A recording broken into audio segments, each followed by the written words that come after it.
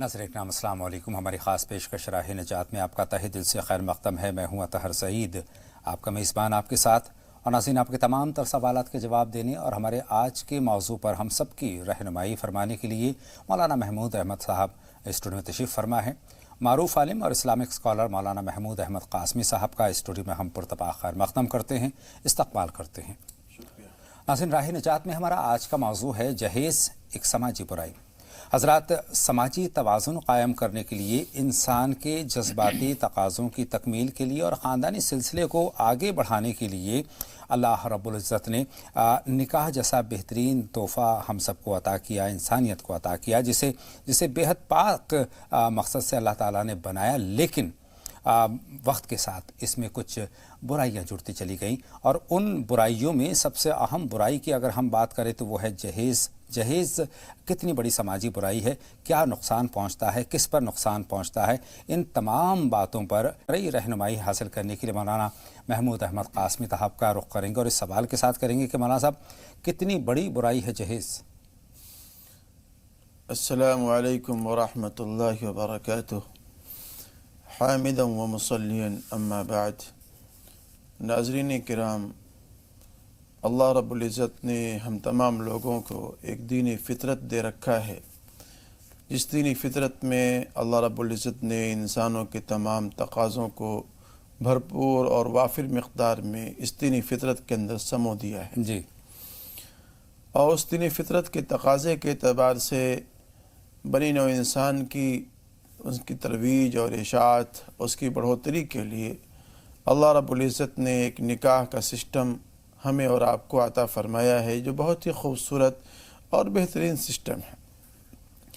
ایک زمانے دور جاہلیت کو دیکھ لیجئے، جس دور جاہلیت کے اندر رہبانیت کو فروغ دیا جا رہا تھا، اللہ کے رسول نے رہبانیت کو ختم کر کے نکاح کا ایک بہترین میسج اور پیغام لوگوں کو دیا ہے، اور انسانوں کی زندگی کو بامعنی اور بامقصد بنانے کے لیے نکاح کو لوگوں کے درمیان میں رائج کیا ہے۔ بے شک بے شک۔ اور نکاح ایک ایسا مقدس اور اہم ترین عمل ہے جس عمل میں بدھنے کے بعد نہ ایک ہی زوجین کے درمیان میں محبت ہو جاتی ہے، بلکہ دو خاندانوں میں، دو قبیلوں میں، دو برادریوں کے اندر محبت بڑھ جایا کرتی ہے، اور سماج سے برائی بھی دور ہوتی ہے، اور سماج سے برائی بھی دور ہوتی ہے۔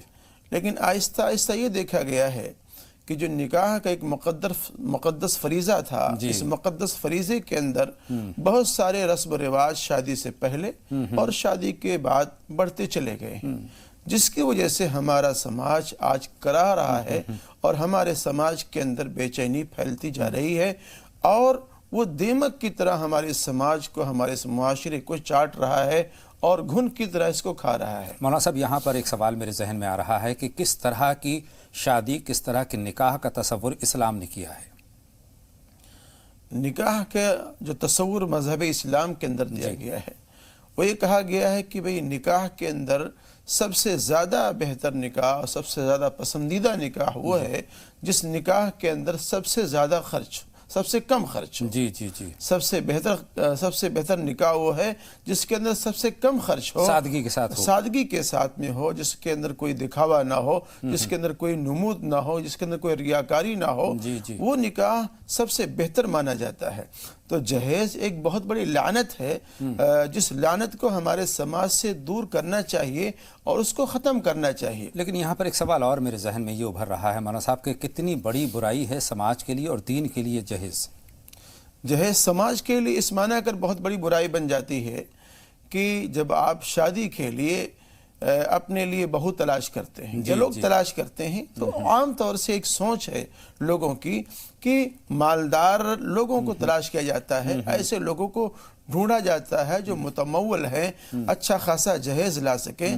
اگر متمول آدمی آپ کو نہیں ملتا ہے، ایسا آدمی ملا جو ذرا غریب ہے، تو ایسے آدمی پر آپ پریشر ڈالتے ہیں اور اس کو مجبور کرتے ہیں، یہاں تک کہ غریب باپ جس کے پاس میں انتظام نہیں ہوتا ہے یا اس کے پاس میں اتنے آمدنی اور ذرائع نہیں ہوتے ہیں، وہ لوگوں سے ادھار لیتا ہے، قرض لیتا ہے، لوگوں کے سامنے دست سوال دراز کرتا ہے۔ بہت سے لوگوں کو یہ دیکھا گیا ہے کہ ان کے پاس مگر کھیتی وغیرہ ہے تو اس کو رہن پر رکھ دیتے ہیں، گروی رکھ دیا کرتے ہیں۔ بہت سے لوگ اپنی زمینوں کو بیچ کر کے اپنی بیٹیوں کی شادی کرتے ہیں، اس سوچ میں اور اس فکر میں کہ سماج کے لوگ، سوسائٹی کے لوگ، رشتہ دار، عزیز و اقارب کیا کہیں گے۔ تو سماج کے اس شرم اور حیا اور لوگوں کے لعن طعن سے بچنے کے لیے وہ اس طرح کی اقدامات کرتا ہے، کبھی لوگوں کے سامنے دست سوال دراز کرتا ہے، کبھی اپنے کھیت اور زمین جائیداد کو گروی رکھ دیا کرتا ہے، اور کبھی اس کو فروخت کر کے اپنی بیٹی کے لیے جہیز کا سامان کا انتظام کرتے ہیں۔ ایک طرف تو یہ ہے کہ ہم دکھاوے کے لیے دنیا بھر کے سامان کرتے ہیں، دنیا بھر کی رسم و رواج کرتے ہیں، اتنا زیادہ دکھاوا ہم کرتے ہیں، چاہے وہ کھانے کی بات ہو، سجاوٹ کی بات ہو، کپڑوں کی بات ہو، زیبائش کی بات ہو، ہر طریقے سے اپنے اسٹیٹس کو ہم اونچا دکھانے کی کوشش کرتے ہیں، جبکہ یہ کھوکھلا ہوتا ہے، جھوٹا ہوتا ہے۔ دوسری طرف ایک غریب بچی جو ہے جہیز نہ ہونے کے سبب گھر بیٹھی رہتی ہے، تمام خوبیوں سے آراستہ وہ بچی، عمر گزر جاتی ہے، وہ بچی اپنی شادی کے لیے منتظر رہتی ہے، باہٹ جو ہوتی رہتی ہے، اس کے والدین کے جو دل کا حال ہے، ان کی جو دل کی کیفیت ہے وہ اللہ بہتر جانتا ہے۔ تو اس طرح کا جو یہ خلیج ہے مولانا صاحب، اس خلیج کو کیسے پر کیا جا سکتا ہے؟ اس خلیج کو پاٹنے کے لیے اور ختم کرنے کے لیے سب سے معین بات اور سب سے بڑی بات یہ ہوگی کہ ہمارے ملک کا جو نوجوان طبقہ ہے، نوجوان طبقہ کسی بھی ملک کا اور کسی بھی سسٹم کا ایک بڑا امیدوں کا مرکز ہوتا ہے، اور وہ اس ملک کا، اس قوم کا، اس سماج کا مستقبل بھی ہوتا ہے۔ اس کو سدھارنے میں، اس کو بگاڑنے کے اندر نوجوانوں کا بڑا اہم رول ہوتا ہے۔ تو نوجوانوں کے درمیان میں بیداری پیدا کی جائے اور نوجوانوں کو اس طرف راغب کرایا جائے کہ بھئی آپ بغیر جہیز کی شادی کریں، شادی کریں گے، نکاح کریں گے تو آپ جہیز نہیں لیں گے۔ ایک پیغام جائے گا سماج کو، یہ بھی ہے۔ آپ لڑکی والوں سے اس بات کو کہیں کہ بھئی ہم آپ سے جہیز کے نام پر کوئی سامان نہیں لیں گے، اگر وہ دیتے ہیں تو آپ سختی سے منع کریں گے۔ اسی طریقے سے وہ بچیاں جن کا نکاح ہونے والا ہے، وہ ایسے لالچی سسرالیوں سے اپنے آپ کو بچائیں یا بچانے کی کوشش کریں، اور سخت پیغام دیں کہ بھئی میں ایسی جگہ پر شادی نہیں کر سکتی جہاں پر جہیز کا مطالبہ ہو رہا ہو۔ تو نوجوان لڑکے اور نوجوان لڑکیاں جو جنہیں شادی کی درکار ہے، جنہیں شادی کی ضرورت ہے، سب سے پہلے وہ اس فیلڈ کے اندر آئیں اور عملی اقدام کریں کہ بھئی ہم نہ جہیز لیں گے، نہ جہیز دیں گے، بغیر جہیز کے ہم شادیاں کریں گے۔ اور مولانا صاحب معاشرے میں یہ بیداری بڑھ رہی ہے، ہم یہ دیکھ رہے ہیں آج کے نوجوان، آپ نے آج کے نوجوانوں کی بات کی تو آج کے نوجوان بہت بیدار ہو رہے ہیں۔ بہت سارے نوجوانوں کو ہم نے دیکھا ہے جو کہ اپنے والدین سے صاف طور پر کہہ دیتے ہیں کہ ابا یا امی ایسی جگہ رشتہ کرنا جہاں سے مجھے جہیز نہیں لینے کی ضرورت پڑے۔ بہت سارے لوگ پریشر ڈالتے ہیں کہ نہیں بھئی ہماری تو اکلوتی بچی ہے، یا پھر ہم تو ایسے ہیں، ہم تو جہیز دیں گے، ہم تو ایسا کریں گے، سونی شادی ہو جائے گی۔ نہیں، آج کے بچے یہ کہہ دیتے ہیں اور بالکل صاف گوئی سے کام لیتے ہیں کہ ہم جہیز نہیں لیں گے۔ اس کے برعکس ایسی بہادر ہماری بچیاں بھی ہیں، بیٹیاں بھی ہیں جو کہ صاف طور پر انکار کر دیتی ہیں کہ جہیز کے لالچی گھر میں میں نہیں جانے والی، کیونکہ وہاں پر مستقبل تابناک ہو ہی نہیں سکتا مولانا صاحب۔ جب وہ بچی شادی ہونے کے بعد جہیز کے ساتھ اپنے گھر آتی ہے، یعنی اپنے سسرال میں آتی ہے، تو وہاں پر زندگی بھر باوجود اس کے کہ تمام تر وہ جہیز کا سامان لے کر آئی ہے، اس کو تانا کشی کا شکار ہونا پڑتا ہے کہ فلاں چیز تو لے کر نہیں آئی، فلاں چیز تو ایسی ہے، فلاں چیز تو ٹوٹی ہے، اور کیا لے کر آئی ہے۔ اس طرح کے جو چبھنے والے تانے ہیں تو زندگی اجیرن بن جاتی ہے مولانا صاحب۔ تو یہ بہت بڑی سماجی برائی ہے، اس کو پاٹنے میں آپ نے کہا کہ پہل کسے کرنی چاہیے، میں یہاں پوچھنا چاہتا ہوں سماجی طور پر۔ اس میں پہل تو سب سے پہلے نوجوان لڑکوں کو کرنا چاہیے، اس لیے کہ اس میں والدین کا کیا رول ہونا چاہیے؟ اس میں خود مختار ہیں، وہ خود مختار ہیں، وہ اور آزاد ہیں اس معاملے میں، اس لیے کہ زندگی کو انہیں آگے چل کر فیس کرنا ہے، زندگی انہیں گزارنا ہے۔ اور ایسے ہی ساتھ ساتھ ان لڑکوں کے جو والدین ہیں انہیں بھی اس بات کو طے کر لینا چاہیے کہ بھئی اگر ہم اپنے لڑکے کے لیے جہیز لیں گے تو ہمارے پاس میں بیٹی بھی تو ہے. جی جی. ہم جب اپنی بیٹی کا نکاح کریں گے، شادی کریں گے، تو اپنی بیٹی کے لیے ہمیں جہیز کا سامان اکٹھا کرنا پڑے گا، دینا پڑے گا. تو اولاً یہ سوچ نوجوانوں کے اندر پیدا ہونا چاہیے، اور خاص طور سے ان نوجوانوں کے جو والدین ہیں، ماں باپ ہیں، اپنے اندر یہ سوچ پیدا کر لیں کہ کسی کے دینے سے کچھ نہیں ہوتا. ہمارے ہاتھ میں جو ہنر ہے، دستکاری ہے، جو ہمارے دست و بازو میں جو قوت ہے، اس سے جو ہم کمائیں گے، ہمارے گھر میں جو چیزیں موجود ہیں، اس سے ہمیں فلاح ملے گا، ہمیں کامیابی ملے گی، اور ہماری زندگی اچھی گزرے گی. تو یہ سوچ پیدا کرنا چاہیے، ڈیولپ کرنا چاہیے اس سماج و معاشرے کے اندر. اور ایک چیز کی طرف اور میں اشارہ کروں گا، دو باتیں ہیں. ایک مسئلہ یہ ہے کہ ایسی شادیاں جس کے اندر جہیز وافر مقدار میں دیا گیا ہو، زیادہ مقدار میں دیا گیا ہوتا ہے، اس کے خوب چرچے ہوتے ہیں، لوگوں میں تذکرہ ہوتا ہے، یہاں تک کہ سالوں سال اس کا تذکرہ ہوتا ہے، اور لوگ مثالیں بنا کر اس کو پیش کرتے ہیں کہ بھئی فلاں آدمی نے تو بڑی زبردست شادی کی تھی اور جہیز کا سامان بہت زبردست دیا تھا. اس طرح کی باتیں کرتے ہیں. تو اس طرح کی باتیں نہ کر کے بلکہ اس کے اپوزٹ جانا چاہیے. جن شادیوں میں آپ دیکھیں کہ وہاں جہیز کو تشہیر کے طور پر اور تشہیر کے طور پر استعمال کیا جا رہا ہے، یا جہیز خوب دیا جا رہا ہے، وہاں ریا اور نمود کا مسئلہ ہو رہا ہے، تو ایسی شادیوں کا وہاں پر بائیکاٹ بھی ہونا چاہیے، بائیکاٹ ہونا چاہیے، اس سے دور رہنا چاہیے، اور دوری بنا کر کے بنانے کی کوشش کرنا چاہیے. دوسری بچیوں کے لیے راستہ رک رہا ہے مولانا صاحب. اچھا، ایک سوال اور ہے. ہم نے بیٹی کو رخصت کر دیا، اس کے ساتھ بہت سارا جہیز دے دیا، جہیز دینے کے ساتھ ساتھ یہ بات بھی ان پر یہ عیاں کر دی کہ یہ میراث کا حصہ ہے. تو کیا جہیز کو میراث سمجھ لینا یہ کہاں کی عقل مندی ہے؟ یہ سراسر بیوقوفی ہے، یا پھر یوں کہیں کہ غلط فہمی ہے. یہ غلط فہمی ہے، سراسر بیوقوفی ہے، جہالت ہے اور نادانی ہے. ایسا نہیں ہو سکتا ہے. اس لیے کہ جس وقت میں آپ شادی کر رہے ہیں اور جہیز کا سامان آپ اپنی بیٹی کے لیے اکٹھا کر رہے ہیں، اس وقت کی آپ کی کنڈیشن کیا ہے، اور جب ہمارے میراث تقسیم ہوگا، بانٹا جائے گا، اس وقت میں آپ کے مال کی کنڈیشن کیا ہوگی، اس کے اندر کوئی ضمانت و گارنٹی نہیں لی جا سکتی ہے. مثال کے طور پر جب آپ شادی کر رہے ہیں، آپ اس وقت میں خوب متمول تھے، مالدار تھے، اور جب آپ مال میراث تقسیم کر رہے ہیں، اس دنیا سے جا رہے ہیں، اس وقت میں آپ کی کنڈیشن خراب ہے. تو دونوں حالات کے درمیان میں کوئی توازن نہیں ہے. اس لیے اگر کوئی آدمی یہ سوچتا ہے کہ ہم جو اپنی بچیوں کو جہیز کا سامان اکٹھا کر رہے ہیں، دے رہے ہیں، یہ مال میراث بھی بن جائے گا، یہ سراسر بیوقوفی اور نادانی ہے. ہو سکتا ہے کہ آپ آگے چل کر کے مالدار ہو جائیں، ہو سکتا ہے کہ آپ آگے چل کر کے بہت غریب ہو جائیں، تو اس کے اندر اور لوگوں کا جو حق ہے وہ پامال ہوگا اور ان کا استحصال ہوگا. اس لیے آپ پہلے یہ سوچ لیں کہ جو جہیز کا سامان ہم دے رہے ہیں یہ میراث ہے. ہو سکتا ہے کہ آپ زیادہ دے رہے ہوں اور لوگوں کے حق سے، ہو سکتا ہے کہ آپ کم دے رہے ہوں لوگوں کے حق سے. تو اس طرح کی باتیں سوچنا اور تصور کرنا یہ غلط ہے. اور ایسے ہی ہمارے سماج کو بیدار ہونا چاہیے اور جگنا چاہیے کہ ہمیں جہیز کا سامان نہ دے کر کے یا شادی بیاہ پہ زیادہ خرچ نہ کر کے اپنے بچیوں کو مالی میراث میں سے حصہ دینا چاہیے. یہ ان کا واجبی اور ضروری حق ہے جو ان کا حق پامال کیا جا رہا ہے. عام طور پر ہوتا یہ ہے آج کل کے دور میں کہ ہم نے جہیز دے کر اپنی بیٹی کو رخصت کر دیا تو یہ مان لیا کہ ہم نے میراث میں سے حصہ دے دیا، اور لڑکی نے اگر مانگ کر دی، ڈیمانڈ کر دی اپنے حصے کی، تو اس کے لیے گھر کے دروازے بند کر دی جاتے ہیں کہ ہم تو تمہارا حصہ دے چکے ہیں، اب کاہے کا حصہ مانگ رہی ہو. تو ایسا سوچنا بالکل غلط ہے. مولانا صاحب، اب ایک اور سوال ہے کہ اصلاح معاشرہ کیسے ہو؟ یہ جو تمام تر برائیاں ہمارے سماج میں آ گئی ہیں کہ بھئی جہیز کا لین دین ہے، لڑکیوں کا اس طرح سے ان کو کہنا کہ بھئی یہ میراث کا حصہ، اس کے بعد تعلق ہی ختم کر دینا، تو اصلاح معاشرہ کس طریقے سے ہو اور یہ شروعات ہمیں کہاں سے کرنی چاہیے؟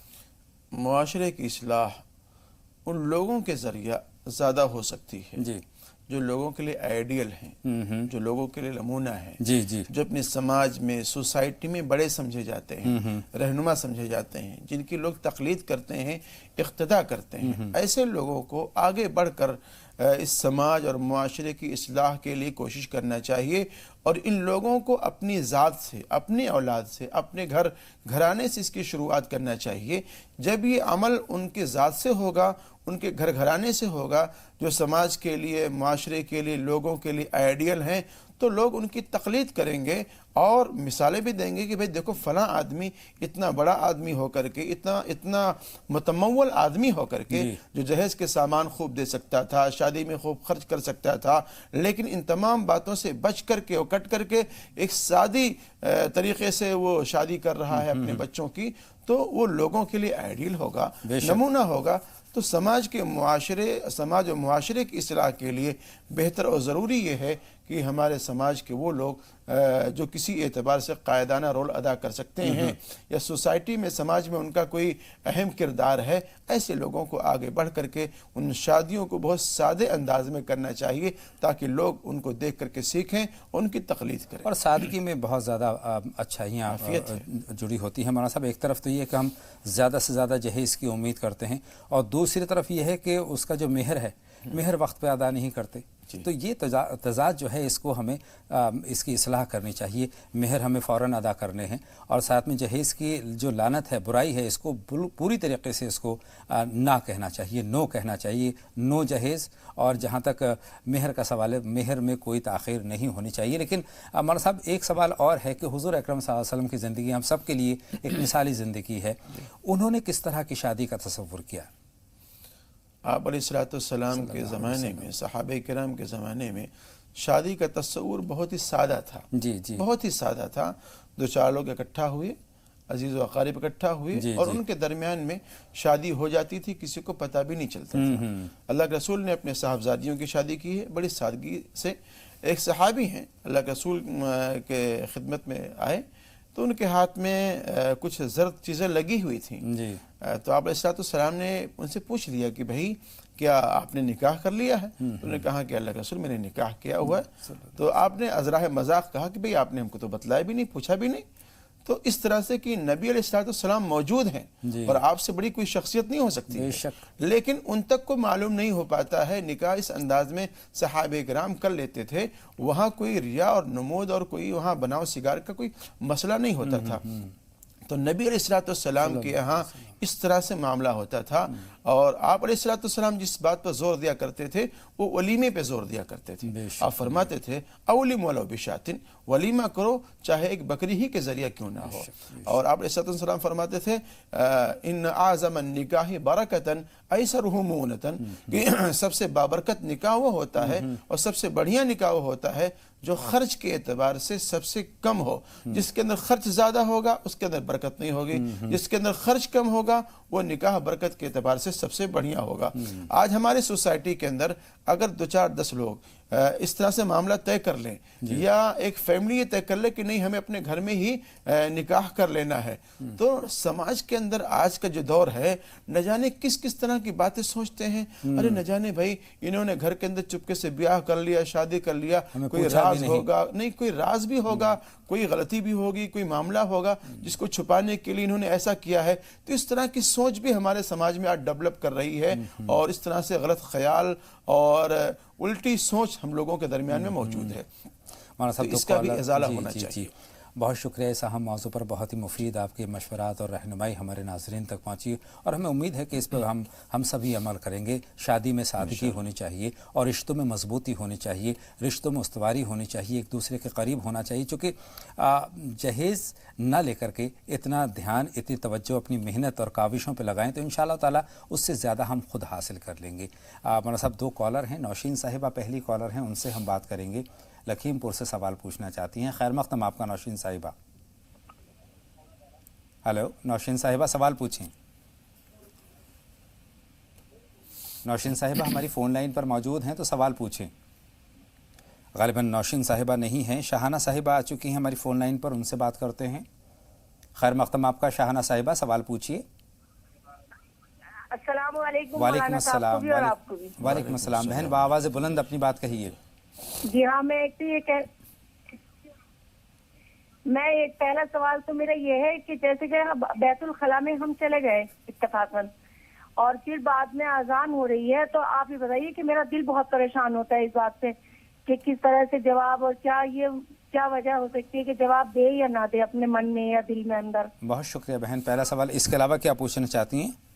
تو ایک یہ پوچھنا چاہتی ہوں کہ جیسے کہ کوئی بیمار ہے اور ہم اسی عیادت کے لیے گئے اور وہ ہم سے مطلب نہیں رکھتا کسی طرح کا، تو کیا میں اس کے پاس دوبارہ جا سکتی ہوں؟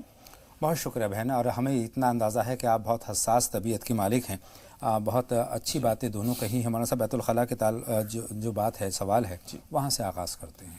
دیکھیے وہاں کے تعلق سے بات یہ ہے کہ جب آدمی بیت الخلاء میں داخل ہو تو بائیں قدم اندر رکھے جی اور اللہم انی اعوذ بک من الخبث والخبائث یہ دعا پڑھ کر کے اندر جائے کرے. جی اس کے تعلق سے علماء نے بتلایا کہ اگر آدمی اس دعا کو نہیں پڑھتا ہے، اندر پہنچ گیا ہے، تو پھر یہ دعا وہاں نہ پڑھے. اگر اپنے کپڑے نکال بھی دیا ہے تب بھی نہ پڑھے. تو جب اس دعا کے پڑھنے سے منع کیا ہے تو ظاہر سی بات ہے اذان کی آواز اگر آپ کے کانوں میں پڑ رہی ہے تو اس کا جواب دینے سے منع کیا گیا ہے. ہاں کوشش اس بات کی کیا جائے کہ جب اذان کا وقت ہو جائے، جیسے آپ کو معلوم ہے کہ اذان ہو رہی ہے، ہونے والی ہے، تو اس وقت میں اگر تھوڑا سا اعتراض کر لیں، بچ جائیں یا انتظار کر لیں تو زیادہ موضوع مناسب ہوگا. اچھا، دوسرا سوال ان کا بیمار کی عیادت کا ہے. وہ بیمار جو کہ ہمیں بہت زیادہ پسند نہیں کرتا ہے، ایک مرتبہ اس کی عیادت تو چلے گئے، دوسری مرتبہ عیادت کو جا سکتے ہیں؟ دیکھیے مسئلہ یہاں تو دل کا ہے جی جی اور یہاں اخلاص کا ہے. بے شک. اگر آپ اس کی عیادت کے لیے جاتے ہیں، تیمارداری کے لیے جاتے ہیں، تو آپ کا اس میں بڑا فائدہ ہے. صبح جاتے ہیں تو شام تک فرشتے آپ کے لیے رحمت کی دعائیں کرتے ہیں، یا شام کو جاتے ہیں تو صبح تک فرشتے رحمت کی دعائیں کرتے رہتے ہیں آپ کے لیے. تو جانا چاہیے بیماروں کی تیمارداری کے لیے، چاہے وہ آپ کے ساتھ میں کسی بھی طرح کا سلوک کرے یا آپ کے جانے کو ناپسند کرے. مولانا صاحب دو کالر ہیں، ایک گجرات سے ہیں اور ایک فرزانہ صاحبہ دلی سے، ان سے دونوں سے باتیں کریں گے. فرزانہ صاحبہ کا سوال پہلے لینا چاہیں گے. فرمائیں فرزانہ صاحبہ، کیا سوال ہے آپ کا؟ فرزانہ صاحبہ ہماری فون لائن پر موجود ہیں، سوال پوچھیں. جی فرمائیں. جی بھائی السلام علیکم. وعلیکم السلام. مولانا صاحب کو بھی السلام علیکم. وعلیکم السلام بہن. جی میں رخسانہ ہوں، فرزانہ نہیں. جی جی جی دلی سے بول رہی ہوں. اور بھائی میرے دو سوال ہیں.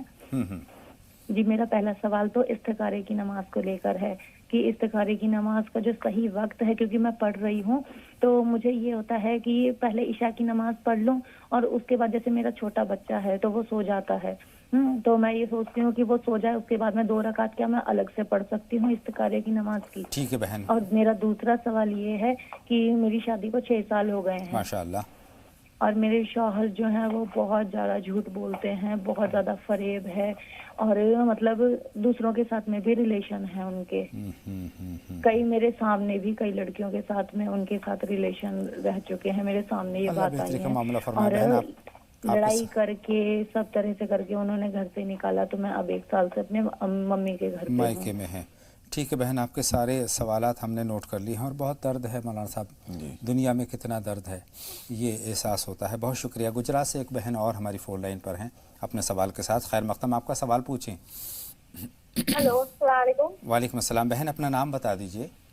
پروین بین. جی فرہین بتائیں کیا سوال ہے.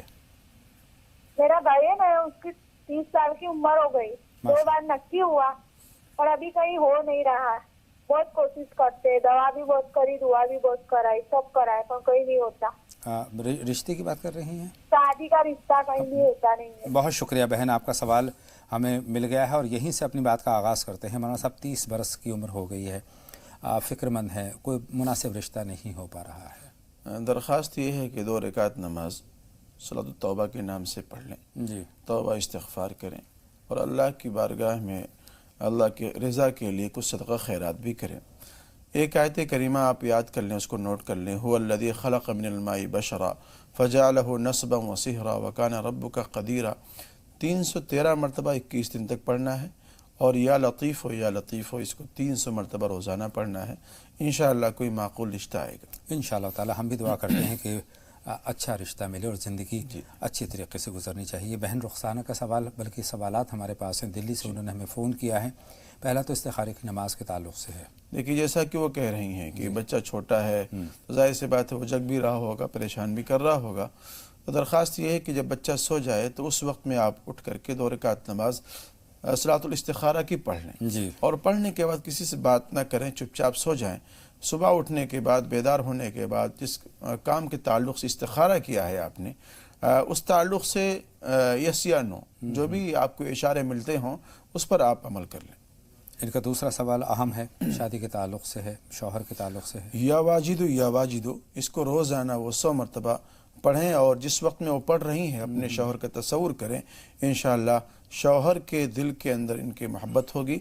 और जब ये शौहर के करीब हो जाएं तो उस वक्त में अव्वल आखिर दरूद शरीफ पढ़ करके 11 मरतबा सूरह फातिहा और 7 मरतबा या मुक़ीतो पानी में दम करके उनको पिलाएं। इंशाअल्लाह जो आदतें बद है उनके अंदर, इंशाअल्लाह उससे छुटकारा और निजात मिलेगी। बहुत बड़ी बुराई है, घर में एक अच्छी बीवी मौजूद है, उसके बावजूद दूसरी जगह ताल्लुकात और झूठे फ़रेब, ये तमाम तर चीज़ें नहीं होनी चाहिए।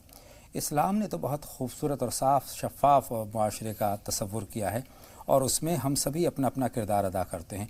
आप बेहतरीन बनकर तो देखिए, सामने वाला ख़ुद खूबसूरत हो जाएगा, ख़ुद अच्छा हो जाएगा।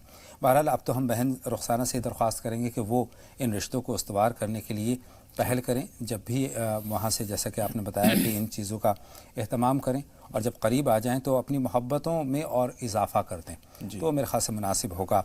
एक कॉलर और हमारे साथ जुड़ रही हैं, शमा परवीन साहिबा, उनका सवाल भी शामिल करते हैं। खैर मक़दम आपका शमा साहिबा, सवाल पूछिए। शमा परवीन साहिबा जी, खैर मक़दम, सवाल पूछिए। वालेकुम अस्सलाम। आपको भी अस्सलाम वालेकुम। वालेकुम अस्सलाम। बहन सवाल पूछिए, क्या जानना चाहती हैं? जी, मुझे मायने पूछने थे नाम पे। फरमाएं। एक तो समा परवीन। शमा परवीन, ठीक है। आयान। दूसरा क्या पूछा? आयान। अयान, ठीक एक है। आहिल। तीसरा? आहिल। मौलाना साहब नाम आप तक पहुंचा? दोहराना होगा नाम। आहिल। आदिल? आहिल। आहिल। नहीं पहुंच, आहिल या आदिल कुछ हाँ नहीं पहुंच पा रहा है। बहुत शुक्रिया बहन, 2 सवाल हम तक पहुँचे हैं, 2 नाम हम तक पहुँच गए हैं। उन पर मौलाना साहब की रहनुमाई लेंगे और उससे पहले कि आप इस पर रहनुमाई फरमाएं, सालार साहब का सवाल और हम नोट कर लेते हैं। औरंगाबाद से हमारी फ़ोन लाइन पर हैं। खैर मक़दम आपका सालार साहब, सवाल पूछें। अस्सलाम वालेकुम। वालेकुम अस्सलाम। सालार साहब फरमाइए। सर सवाल ये है कि जैसे लोग बोलते हैं कि जैसे छोटा बच्चा होता है, मासूम और ज़ईफ़ इंसान होता है, ऐसे घर में बुजुर्ग, तो दोनों की एक जैसी उनकी तबीयत हो जाती है, चिढ़ जाते हैं या खुश हो जाते हैं। लेकिन मासूम बच्चा जब अगर कभी गलती करा तो उसे हंसी से टाल देते हैं, अगर कोई बुजुर्ग आदमी अगर कभी गलती हो भी जाती है अनजाने में तो उसे दोषी समझा जाता है। ये ऐसा क्यों है सर कि जैसे कि उम्र के हिसाब से उसे नज़रअंदाज किया जाता है या कुदरती इसमें ऐसी कोई तासीर है? बहुत शुक्रिया सालार साहब, आपका सवाल हमने नोट कर लिया है। जवाब के लिए कुछ लम्हों का आपको इंतज़ार करना होगा। सालार साहब के सवाल के साथ हम शुरुआत करते हैं इस प्रोग्राम के हिस्से की। वो कहते हैं कि बच्चे और बुज़ुर्ग के बीच में उन्होंने मवाजना सा किया है। एक तरीके से कहते हैं कि बच्चों को और बुज़ुर्गों को दोनों को मासूम माना जाता है, लेकिन बच्चा अगर कोई गलती करे तो गलती नहीं तसव्वुर की जाती। वहीं अगर बुज़ुर्ग अगर कोई गलती कर दे तो उसको गुनाह समझ लिया जाता है। मौलाना साहब ऐसा क्यों? दरअसल में एक सोच की फ़िक्र है, सोच की गलती है ये, और फ़िक्र की गलती है ये। हाँ हाँ हाँ। और वाकई अदवार और आदतें दोनों की एक ही जैसी हो जाती हैं। जी जी जी। लेकिन चूंकि ये समझा जाता है कि आप चूंकि एक लंबे तजर्बे से गुजर चुके हुए हैं और फिर आप इस तरह की गलती करते हैं, तो फिर उस बुनियाद पर फिर उस बुढ़े को या ज़ईफ़ आदमी को कसूरवार समझा जाता है। हालांकि ऐसा नहीं होना चाहिए कि वो जानबूझ करके कोई इस तरह का अमल नहीं करता है, बल्कि अनजाने में करता है। और फिर जब तबीयत और नेचर दोनों की एक हो जा रही है तो तबीयत और नेचर के एक होने की बुनियाद पर फिर वो आदमी करीब करीब एक तरह से मजबूर भी होता है अपनी फितरत के लिए और नेचर के लिए।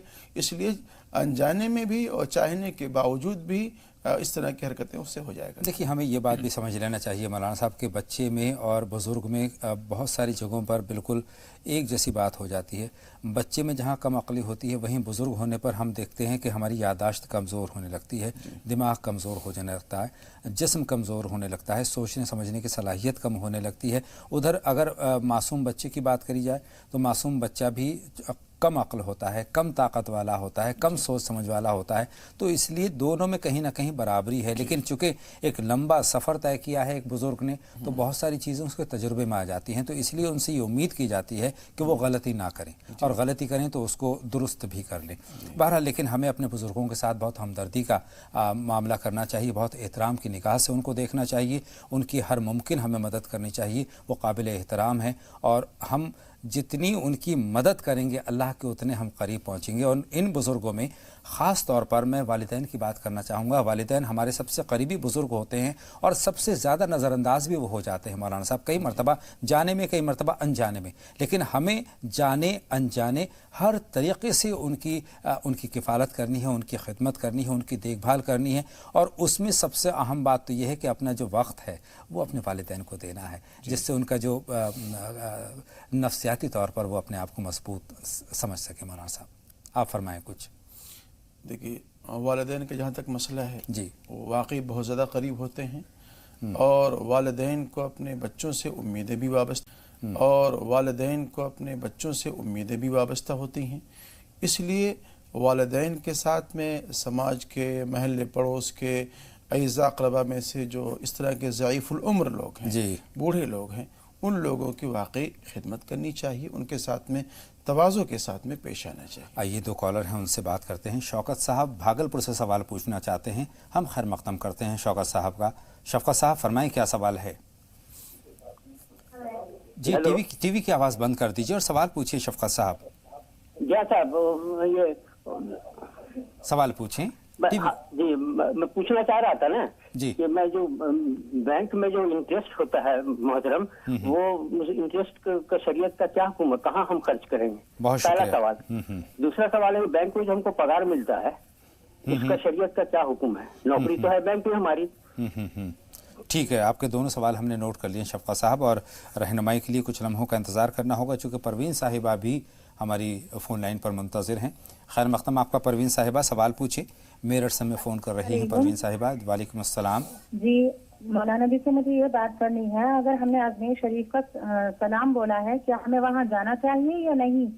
और दूसरा सवाल मेरा ये है कि आपने ये जो मौजू रखा है आज दहेज के बारे में, अगर मौलाना ही नहीं पढ़ाए ये निकाह तो क्या ये माशरे में कुछ बदलाव आएगा या नहीं? बहुत शुक्रिया, बहुत शुक्रिया। और बहुत अच्छी तजवीज़ भी है ये, हमारे उलमाओं की भी ये ज़िम्मेदारी बन जाती है कि इस तरह की अगर बुराई वो देखें मौलाना साहब तो उन निकाह को उनकी तकमील करने से ही इनकार कर सकते हैं कि पहले ये जो दिखावा है इससे दूर रहिए, उसके बाद हम निकाह पढ़ाने के लिए। जाहिर सी बात है, उलमा भी मना कर दे कि भाई ऐसे निकाह जिसके अंदर जहेज का रस्म होगा या और दीगर खुराफात उसके अंदर होंगे, जी जी जी, हम उस निकाह के करीब नहीं जाएंगे, उस निकाह को नहीं पढ़ाएंगे। बहुत अच्छी बात तो है। इससे भी एक अच्छा पैगाम जाएगा। बेशक, बहुत अच्छी और बात है। बहुत ही ये मौसर अमल है और बहुत से इलाकों में इस पर अमल भी हो रहा है, अमल हो भी रहा है, वाकई सही बात है। अच्छा, दूसरा इनका जो पहला सलाम के ताल्लुक़ से सवाल है। देखिए, अकाबरीन और बुजुर्गान दीन और ऐसे ही कब्रिस्तान में जाने से मना नहीं किया गया, जी, मना नहीं किया गया है। वहाँ जाएं अगर आप, तो आपकी नीयत ये होनी चाहिए कि यहाँ जाएंगे तो हमें आखिरत की याद आएगी, अपने मौत की याद आएगी और अपने आखिरत की फिक्र होगी। इस सोच के साथ में, इस फिक्र के साथ में लोगों को जाना चाहिए। और वाकई ऐसा होता है कि जब आदमी कब्रिस्तान में जाता है ईसाले सवाब वगैरह के लिए, तो वाकई उन सब मंजरों को देख करके उसको आखिरत की फिक्र होती है, अपने आमाल की फिक्र होती है। तो इन सब सोच के साथ में, फिक्रों के साथ में जाया जाए और उन बुजुर्गों के लिए, मरहूमीन के लिए ईसाले सवाब किया जाए। बहुत शुक्रिया। बहन शमा परवीन का सवाल हमारे पास है। शमा के उन्होंने माना जानने चाहे हैं और दूसरा अयान के माना उन्होंने जानने चाहे हैं। देखिए, शमा के माने चिराग वगैरह के होते हैं। जी जी। ऐसे अयान ये अल्लाह का कोई तोहफा है, गिफ्ट है, उसके माना होते हैं। अब शफ़क़त रज़ा साहब का बहुत अहम सवाल है। पहली बात तो ये है कि बैंक में चाहे वो सेविंग अकाउंट है या दूसरे अकाउंट हैं, उनके जो इंटरेस्ट मिलता है उसका इस्तेमाल कैसे हो? उसका तरीक़ा ये है कि साल में एक उसको तय कर लें कि एक साल में आप उसको पूछ लें, मालूम कर लें। कि मेरा जहाँ तक ख्याल है कि अगर आप पासबुक वगैरह प्रिंट करवाते हैं तो उसमें भी शायद लिख करके आ जाता है कि साल भर में आपका इतना इंटरेस्ट है, ये आप उसको मालूम कर सकते हैं। तो लेकिन उसको कहाँ खर्च करें? हाँ, उसको निकाल करके गुरबा पे, मसाकीन पे बगैर सवाब की नीयत से उसको खर्च किया जा सकता है। या अगर ज़्यादा रकम है, आपके सामने, घर के सामने नाली टूटी हुई है, तो आप उसको उसमें इस्तेमाल कर दें। कोई खरंजा वगैरह बिछ रहा है तो आप उसमें लगवा दें। रफ़ाह आम के कामों में उसको इस्तेमाल किया जा सकता है और बग़ैर नियत सवाब, ये अहम बात है। اور بینک سے ہمیں لے لینا چاہیے اور اس کو اس طرح سے استعمال کر لینا چاہیے۔ دوسرا سوال ان کا ہے کہ بینک میں چونکہ ملازم ہیں تو بینک کی تنخواہ کے بارے میں کیا؟ دیکھیے جہاں وہ ملازمت کر رہے ہیں ملازمت کرتے رہے ہوں، جی جی، لیکن بہتر یہ ہے کہ ملازمت کرتے کرتے اگر اس کا کوئی بدل ان کو مل جاتا ہے، اس کا کوئی نعم البدل ان کو مل جاتا ہے تو اس بدل کو وہ اپنے لیے منتخب کر لے، چوائس کر لے اور اپنا وہاں پر شفٹ ہو جائے۔ بہت شکریہ، امید ہے شفقت صاحب کو اپنے سوال کا مکمل جواب مل چکا ہے۔ اب ہم ناصر صاحب سے بات کریں گے، سہارنپور سے سوال پوچھنا چاہتے ہیں۔ خیر مقدم آپ کا ناصر صاحب۔ جی السلام علیکم۔ وعلیکم السلام، فرمائیں کیا سوال ہے؟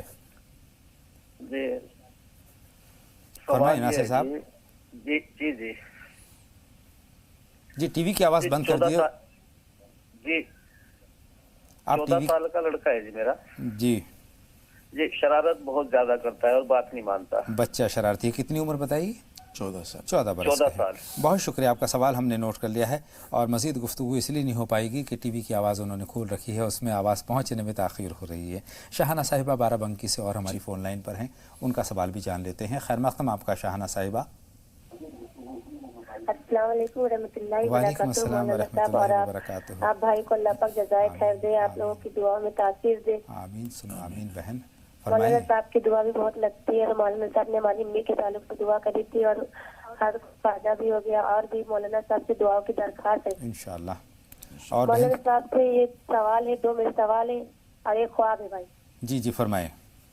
جی میرا سوال ہے، ہماری بڑی بھوجائی کے مطلب جسم میں داد بہت پریشان بہت ہو، ان کی دعا بھی کر دیجیے اور دوا بھی بتا دیجیے۔ جس میں داد؟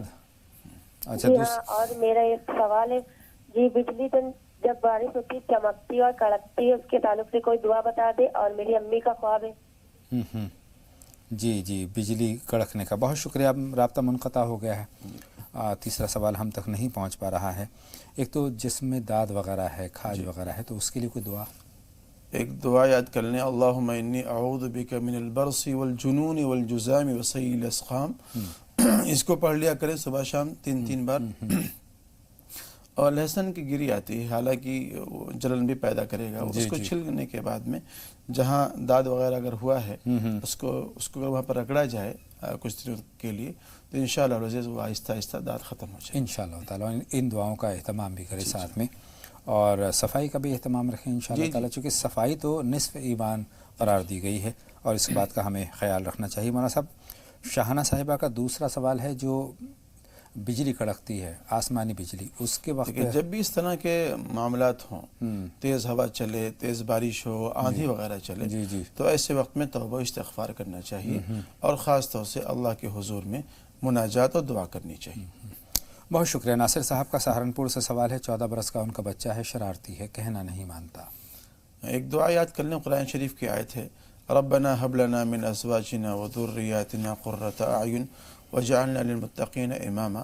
ہر فرض نماز کے بعد 3 مرتبہ اس کو پڑھ لیا کریں، اور ایسے ہی جب بچے کو ناشتہ دیں صبح تو یا مقیت 7 مرتبہ پڑھ کر پانی میں یا ناشتے وغیرہ میں دم کر کے اس کو دیں، تو انشاءاللہ اس کے مزاج میں، اس کی طبیعت میں تبدیلی آئے گی۔ اور ساتھ میں اس بات کا بھی خیال رکھیں، چونکہ والدین ہونے کے ناطے ہماری ذمہ داری بن جاتی ہے کہ معصوم بچے سے لے کر جب تک وہ بالغ ہونے کی طرف قدم بڑھاتا ہے تب تک اس کی تعلیم کا اور تربیت کا ہمیں مکمل طور پر خیال رکھنا چاہیے، چونکہ بچے ایک مولانا صاحب گیلی مٹی کی طرح ہوتے ہیں جسے کمہار جس طریقے سے ڈھالنا چاہے اس کو ڈھال دیتا ہے اور بہترین برتن اس کو بنا کر کے حوالے کر دیتا ہے معاشرے کے، یعنی معاشرے میں بہترین اگر ہمیں شہری بنانا ہے تو بچے کی تربیت کا اور اس سے بھی اہم اس کی تعلیم کا ہمیں خاص طور پر خیال رکھنا ہے۔ مولانا صاحب آپ کیا کہتے ہیں اور شرعی طور پر کیا رہنمائی ہے اس تعلق سے، بچے کی تربیت کے تعلق سے؟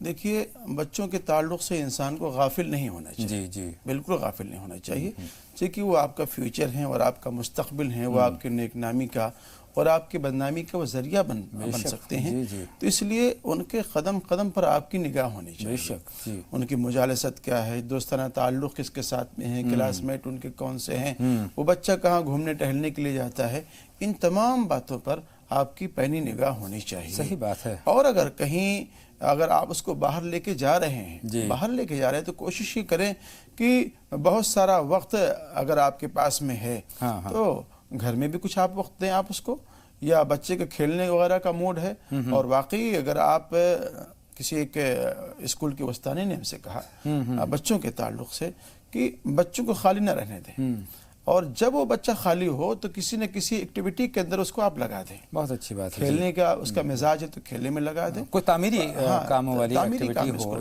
تاکہ اگر وہ خالی بیٹھے گا تو بور ہوگا، شیطانی کرے گا، شرارت کرے گا، یا کچھ اس طرح سے الٹی سیدھی حرکتیں وہ کرے گا.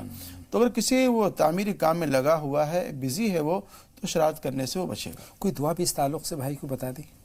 یا شہیدو یا شہیدو ایک بہت اچھی دعا ہے. ایسے بچوں کے اوپر یا ایسے لوگوں کے پیشانی پر سیدھا ہاتھ رکھیں آپ، 21 مرتبہ یا شہیدو پڑھیں، یا مقیتو 7 مرتبہ اس کو پڑھ کر ناشتے وغیرہ میں دم کر کے دے دیا کریں، تو انشاءاللہ العزیز طبیعت میں اور مزاج میں بچوں کے بدلاؤ آئے گا. ایک کالر اور ہمارے ساتھ جڑ رہی ہیں، شنو صاحبہ سدھارتھ نگر سے. ان کا سوال شامل کرتے ہیں. فرمائیں بہن، کیا سوال ہے؟ السلام علیکم مولانا صاحب. وعلیکم السلام بہن، بتائیں کیا سوال ہے؟ جواب سوال یہ ہے کہ گھر میں چھوٹی چھوٹی بات پہ جھگڑا ہوتا رہتا ہے، کوئی بات نہیں مانتا ہے، کام میں کسی کا دل نہیں رکھتا، اگر کہیں جاتے ہیں تو سب لوگ کہتے ہیں 5 سال سے بہت پریشانی ہے. بہت شکریہ بہن، آپ کے جذبات اور آپ کے سوالات ہم نے نوٹ کر لیے ہیں، لیکن جواب سے پہلے مولانا صاحب ایک کالر اور ہیں، ان سے بھی ہم بات کر لیتے ہیں. ہیلو. السلام علیکم. وعلیکم السلام. شائستہ صاحبہ خیر مقدم، آپ کا سوال پوچھیے. جی میرا سوال یہ ہے کہ میں ابھی پڑھائی کر رہی ہوں اور میں جاب کے لیے سوال تھا، مطلب میرا مجھے جاب اچھی لگ جائے، میری جاب اچھی لگنے کے لیے مولانا صاحب کوئی اچھی سی اور کہنی تھی اگر بھائی جی کہ ابھی ایک شمع میم کا فون آیا تھا تو انہوں نے جو لاسٹ نام بتایا تھا وہ تھا آہل. آہل جی بہت شکریہ، اور آپ نے اس بات کو ہم تک پہنچایا، بہت بہت شکریہ. اور اللہ سے ہم تو یہی دعا کرتے ہیں کہ آپ کا مستقبل بہت تابناک ہو، بہت اچھی جاب آپ کو ملے. مولانا صاحب شائستہ کو کیا ایسے کام کرنے چاہیے، کون سی دعاؤں کا اہتمام کرنا چاہیے، اور کون سی ایسی کاوشیں کرنی چاہیے کہ ان کو بہت اچھا جاب حاصل ہو؟ جب بھی جاب کی تلاش میں ہو جائیں، نکلیں یا کہیں سے اس طرح کا کوئی لیٹر وغیرہ آئے تو 2 رکعت نماز پڑھ لیں صلاۃ الحاجت کے نام سے، اور اس کے بعد سلام پھیرنے کے بعد میں 182 مرتبہ یا لطیف ہو یا لطیف ہو یا لطیف ہو پڑھ لیں. اس کے بعد پھر جاب وغیرہ کے تلاش میں جو بھی اس کے طریقے ہیں اس کے لیے اپلائی وغیرہ کریں، تو انشاءاللہ یہ وظیفہ یہ عمل ان کے لیے معاون ثابت ہے انشاءاللہ تعالیٰ. اور محنت تو وہ کر ہی رہی ہیں انشاءاللہ، اور محنت مزید کریں گی تو انشاءاللہ تعالیٰ بہترین جاب ان کا منتظر رہے گا.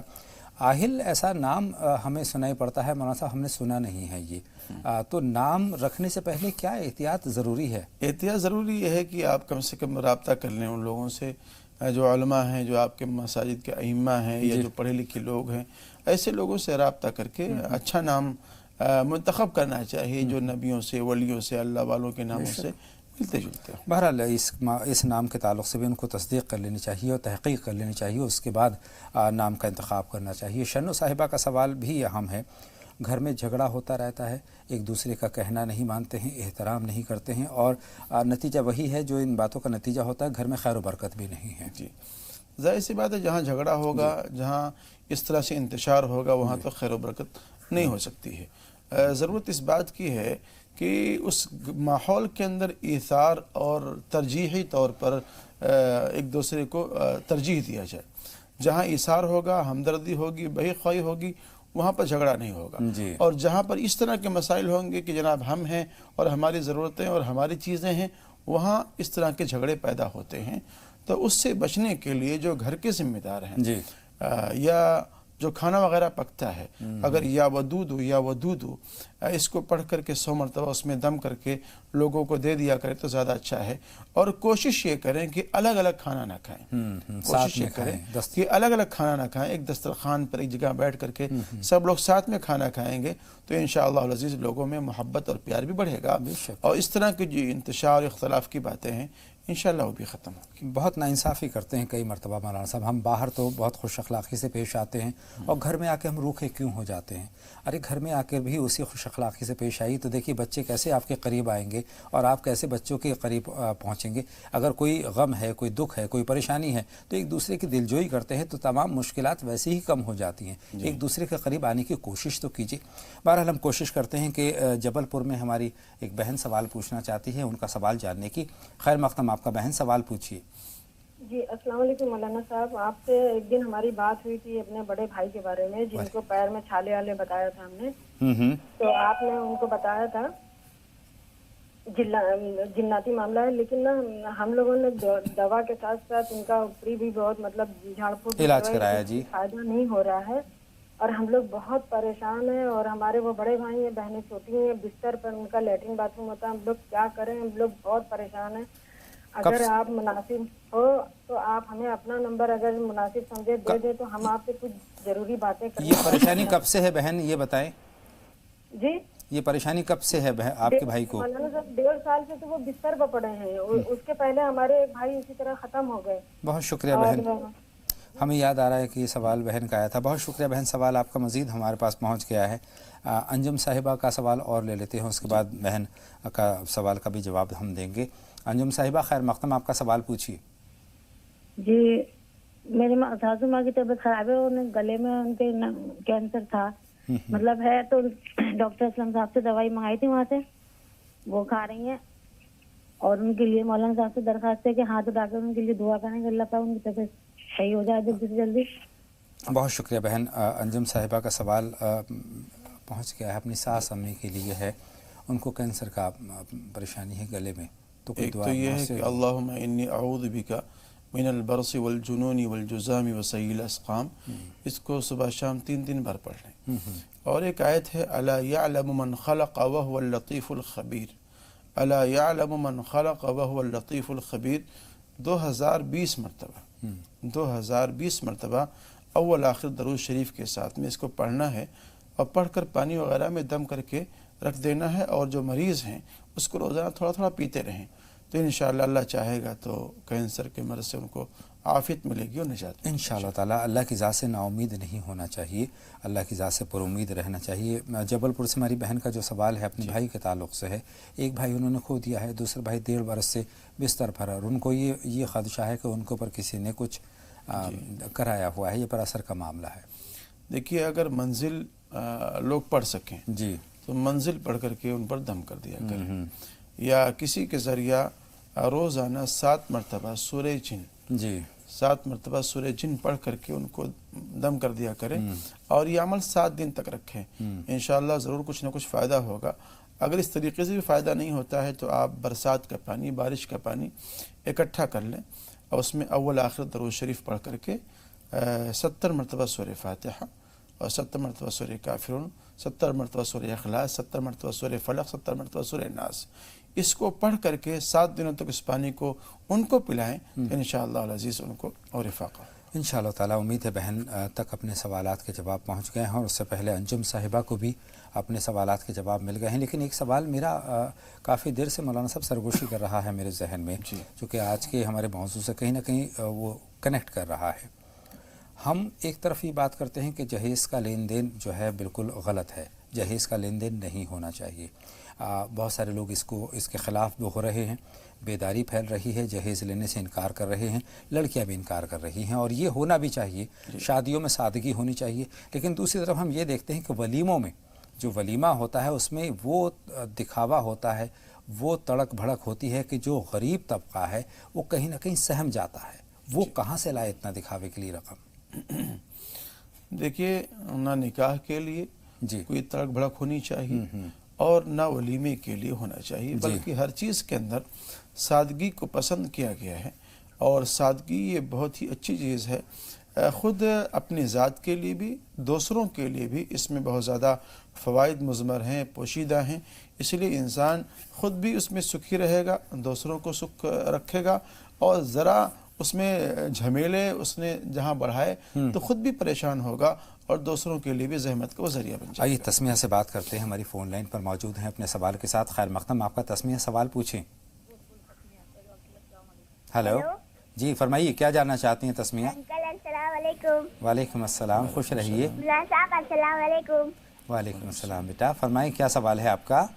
میرا صرف ایک سوال ہے، وہ میرے ابو نماز نہیں پڑھتے، ہم لوگ کہتے ہیں لیکن جب بھی نہیں پڑھتے، دعا ماشاء اللہ۔ دیکھیے بہت شکریہ بیٹا، خوش رہیے، اور کیا جذبہ ہے بچی کا، یہ بچی پڑھتی ہی ہوں گی، तभी अपने वालिद के लिए देखिए इतना सुनना ही काफ़ी होगा। अगर वो हसास तबीयत के मालिक हैं तो नमाज का एहतमाम करेंगे। नमाज तमाम बुराइयों से रोकती है। मौलाना साहब आपकी रहनुमाई चाहिए इस पर। देखिए नमाज बेहयाइयों से रोकती है, बुराइयों से रोकती है, आँखों की ठंडक है। और नबी अलैहिस्सलाम ने फरमाया है कि नमाज मोमिनीन की मेराज है। इन तमाम चीज़ों के बावजूद जो शख्स नमाज पढ़ता है उसका चेहरा अल्लाह रब्बुल इज़्ज़त नूरानी बनाता है, पुरकशिश बनाता है, उसके रोज़ी रोज़गार के अंदर बरकत होती है। और जहाँ एक छोटी सी बच्ची या बच्चा अपने बाप के ताल्लुक़ से फ़ोन कर रही हो, कॉल कर रही हो नमाज के लिए, तो अगर वो हसास दिल होंगे तो वाकई उनको इस तरफ मुतवज्जे होना चाहिए और नमाज को कायम करना चाहिए। ज़ाहिर सी बात है कि उसकी जो वालिदा हैं उनकी तरबियत सही समत में काम कर रही है, बच्ची खुश अखलाक है और बच्ची जो है सोम सलात की पाबंद हो रही है। 8 बरस की बच्ची थी। अल्लाह से दुआ हम यही करते हैं कि इनका मुस्तक़बिल बहुत खूबसूरत हो, ताबनाक हो, रोशन हो और ये ज़िंदगी में एक अच्छी शहरी बने और अच्छी मोमिन बने। हम तो ये दुआ करते हैं और इनकी वालिदा को बहुत सारी दुआएं देते हैं और वालिद के लिए ये कहते हैं कि आज से अच्छे काम की शुरुआत के लिए कभी ताख़ीर नहीं होती है। आज का दिन पहला है, अच्छे काम की शुरुआत आज से क्यों नहीं हो सकती। मौलाना साहब बहुत बहुत शुक्रिया हमारे आज के अहम मौजू पर आपकी रहनुमाई हमारे नाज़रीन तक पहुँचाने के लिए। और दूसरा ये कि जो सवालात हैं उनका तसल्ली बख्श रहनुमाई उन पर भी फरमाने के लिए बहुत बहुत शुक्रिया। तो नाज़रीन राह निजात में आज के लिए बस इतना ही। अपने मेज़बान अतहर को भी इजाज़त दें, लेकिन आप कहीं ना जाएँ, लगातार देखते रहें जी सलाम। इजाज़त दें। अस्सलामु अलैकुम व रहमतुल्लाहि व बरकातुहू।